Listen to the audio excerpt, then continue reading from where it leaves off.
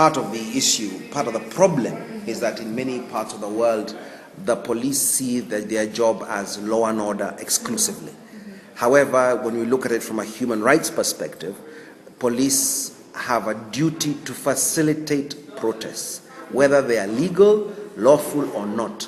As long as they are peaceful, the police have a job and a duty and a responsibility to facilitate them. So whether they're authorized, notified or not is irrelevant. If they're peaceful, they're spontaneous, then there is a duty upon the police to facilitate them. If some people are making rowdy or making violence, then the job of the police is not to disperse the protest, but then to pull out those people who are causing chaos and arrest those ones as individuals, as opposed to dispersing of the entire protest. That is what international law is about, and that is the standard that we hold and expect to hold every single police force in the world to. Well, the Special Rapporteur system is a creation of the United Nations, and the Special Rapporteurs are independent experts who with a specific mandate that could be thematic or could be country. Now, their job is to ensure that governments are keeping their obligations and keeping to their obligations within international human rights law.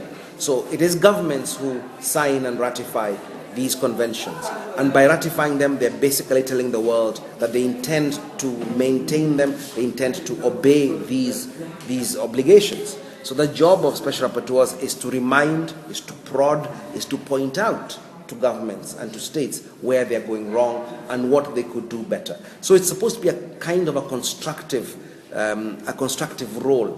It can be critical, but it's mostly constructive, where basically you're prodding and pushing governments to implement their obligations. That's the key thing. So we are independent experts. We're not paid by the United Nations, so we are independent in that sense. Now, my mandate is about freedom of association and freedom of assembly, which is a broad mandate, and for me, it's a new mandate as well. And I've been working on this for a few years, and I find it quite interesting and exciting. It's very difficult. There's some difficult states, of course, but so far so good. You know, the job of special procedures is to point out what's not right.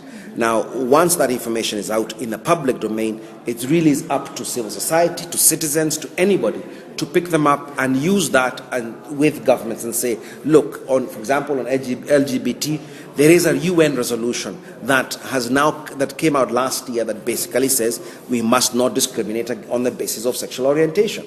That's a fantastic thing. So it is not just the LGBT groups or civil society that's saying this, but the entire community of nations in the world has said this is an issue of importance. So then you work with that and you use moral pressure to push it. Now, for us, our key thing is always peaceful work.